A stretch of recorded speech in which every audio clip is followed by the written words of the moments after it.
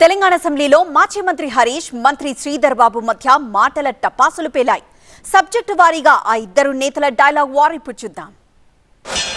ఈ 6 గ్యారెంటీల విషయానికి వస్తే అధ్యక్ష, ప్రముఖ తత్వవేత్త మార్టిన్ లూథర్ కింగ్ ఒక మాట అన్నారు అధ్యక్ష, each betrayal begins with a trust. ప్రతి ద్రోహం కూడా నమ్మకంతోనే పుడుతుందని అన్నారు. ఈ కొటేషన్ ఈ ప్రభుత్వానికి సరిగ్గా సరిపోతుంది అధ్యక్ష. ఈ ప్రభుత్వం తమ మొదటి వాగ్దానానికి మొదటి అసెంబ్లీ సమావేశంలోనే తిలోదొక్కిచ్చారు అధ్యక్ష. నమ్మక ద్రోహాల పరంపరకు నాంది పలికింది. I'm sorry to say, but unfortunately this shows the original attitude of this Congress government. అభయహస్తం పేరిట మేనిఫెస్టో రూపొందించారు. అందులో 6 గ్యారంటీలను ప్రముఖంగా ప్రస్తావించారు.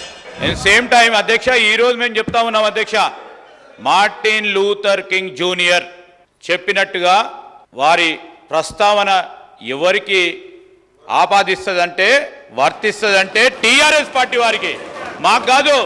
మేము వచ్చి 7 నెలలే అవుతుంది అధ్యక్ష. ఒకటి తర్వాత ఒకటి మేనిఫెస్టోలో చెప్పిన ప్రతి అంశాన్ని కూడా అమలు చేసే కార్యక్రమంలో ఉన్నాం. దాని విషయంలో వెనుకపోము. 100 రోజుల్లో 6 గ్యారంటీలు అమలు చేస్తామని హామీకి మొదటి అసెంబ్లీ సమావేశాల్లోనే చట్టబద్ధత కల్పిస్తామని వీరి జాతీయ నాయకులు పండిట్ జవహర్లాల్ నెహ్రూ గారి మునిమనుమడు, ఇందిరాగాంధీ గారి మనుమడు, రాజీవ్ సోనియా గాంధీల సుపుత్రుడు, ఏఐసిసి మాజీ అధ్యక్షుడు, ప్రస్తుత పార్లమెంట్ ప్రతిపక్ష నాయకులు రాహుల్ గాంధీ గారి చేత భూమి ఆకాశాలు దద్దరిల్లే విధంగా ఎలక్షన్లలో ప్రచారం చేశారు.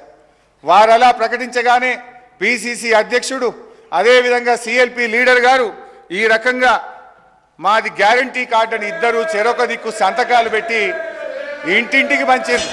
ఈరోజు జవహర్లాల్ నెహ్రూ గారి మునిమన్మడు, ఇందిరాగాంధీ గారి మన్మలు, రాజీవ్ సోనియా గాంధీ గారి తనయులు, రాహుల్ గాంధీ గారి నేతృత్వంలోనే ఈరోజు మా మేనిఫెస్టోకు సంబంధించిన ప్రతి అంశాన్ని తప్పకుండా అమలు చేస్తాం అధ్యక్ష. అధ్యక్ష, మర్డర్లు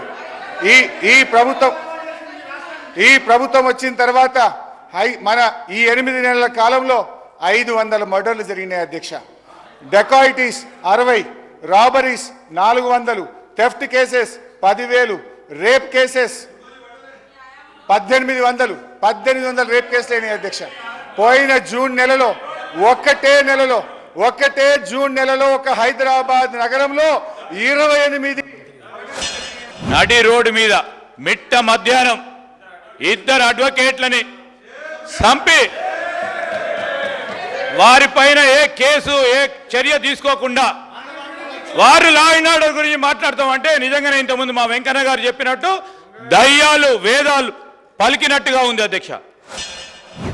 మేము మాట్లాడేటప్పుడు అధ్యక్ష కొంచెం ఆ టీవీ స్క్రీన్ మమ్మల్ని చూపిస్తలేరు అధ్యక్ష. నిన్న మొన్న కూడా అట్లే అయింది. మొన్న పార్లమెంట్లో రాహుల్ గాంధీ గారు కూడా అదే చెప్పిండ్రు. రాహుల్ గాంధీ గారు మాట్లాడుతుంటే స్క్రీన్ చూపిస్తలేరని చెప్పిండ్రు. రాహుల్ గాంధీకి వారసులు అని చెప్పుకునే మీరు కనీసం అట్లాంటి పని చేయకుండా మేము మాట్లాడేటప్పుడు ప్రతిపక్షాన్ని చూపించాలి, అది స్క్రీన్లు తిప్పొద్దని మీ ద్వారా విజ్ఞప్తి అధ్యక్ష. రెండవది అధ్యక్ష, గౌరవ ఉప ముఖ్యమంత్రి గారు చాలా అనుభవజ్ఞులు. ప్రతి సభలో ప్రతిపక్షంలో కూడా 10 ఏళ్ళు ఉన్నారు. మేము మాట్లాడేటప్పుడు ఇంటరప్షన్ చేయకుండా లాస్ట్ టైం బడ్జెట్లు 2023-24 ఇక్కడ నుంచి బట్టి గారు మాట్లాడితే దాదాపు గంట సేపు మాట్లాడారు. ఆర్థిక మంత్రిగా నేను అక్కడ ఉన్నాను. ఒక్కసారి కూడా మా మంత్రులు కానీ నేను కానీ లేవలేదు, ఒక్క నిమిషం కూడా డిస్టర్బ్ చేయలేదు. వారు మొత్తం మాట్లాడిన తర్వాత నేను రిప్లై ఇచ్చాను. సో ఆ సంయోనం ఉండాలని చెప్పి కూడా నేను మీ ద్వారా విజ్ఞప్తి చేస్తా ఉన్నా. ప్రతి మాటను కూడా గౌరవిస్తాం అధ్యక్ష, ఎందుకంటే వారు కూడా లెజిస్లేటివ్ మంత్రిగా కూడా పనిచేశారు, ఫైనాన్స్ మినిస్టర్గా పనిచేశారు. మేము ఈరోజు మరి ఆ రాహుల్ గాంధీ గారి ప్రస్తావన తీసుకొచ్చారు.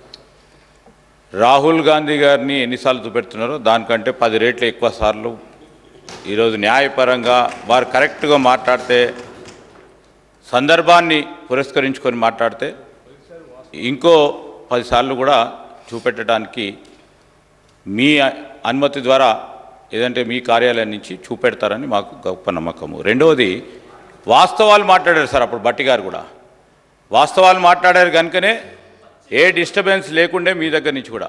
దయచేసి హరీష్ రావు గారు కూడా వారికి ఉన్న అనుభవాన్ని ఉపయోగించుకొని వాస్తవాలు మాట్లాడితే తప్పకుండా సభ సజావుగా జరుగుతుందని మా అభిప్రాయం అధ్యక్ష.